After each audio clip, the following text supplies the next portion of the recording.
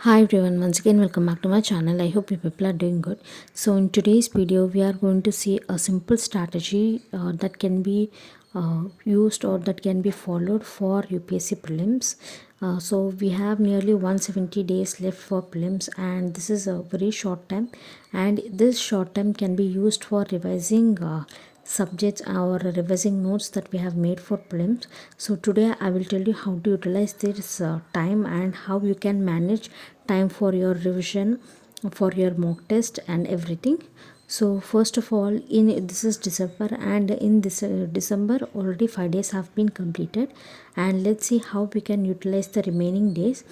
So before discussing the strategy, I would like to tell you one thing, that if you people have are not completed your syllabus, or if you people are going to start the preparation, I think it is not possible to cover each and every aspect of the syllabus, but I may not say that it is impossible. So everything depends on your hard work. And so here I'm assuming that you people have already completed your syllabus, and you people are ready for your revision, and now you are waiting for your revision phase. So keeping that in mind, so this is December, and in December we will be covering entire polity, like for prelims, whatever polity syllabus should be covered, we will be covering entire polity in December, and we will also attempt some previous year question papers of polity, and along with that we will also solve some mock tests especially for polity. And after polity in January we will go for geography and economy. Same here also, in geography and economy we will revise all the topics that are important, and we will also make short notes wherever possible and wherever required. And along with this we will be doing some maps, and we will also go through previous year questions, and we will also attempt some subjective mock test for geography and economy. And after this, in February we will go through history, and for history also we will go through ancient and medieval, modern history, and art and culture.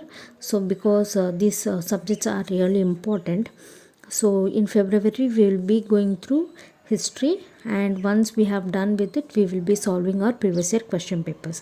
And after that, in March we will start our preparation for current affairs, that is current affairs of 1 year.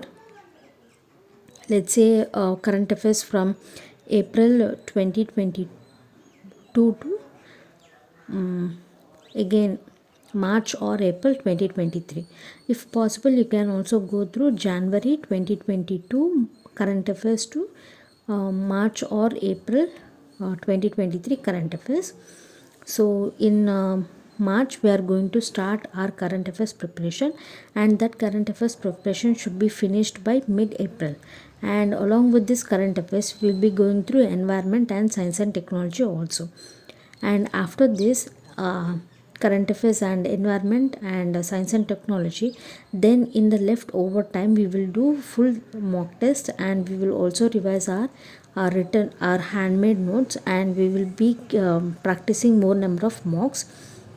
And now coming to CSAT, so here we are going with our revision phase. So from December itself, CSAT should be practiced every day. So practice at least 10 questions of CSAT every day, and by mid-April you have to cover entire CSAT.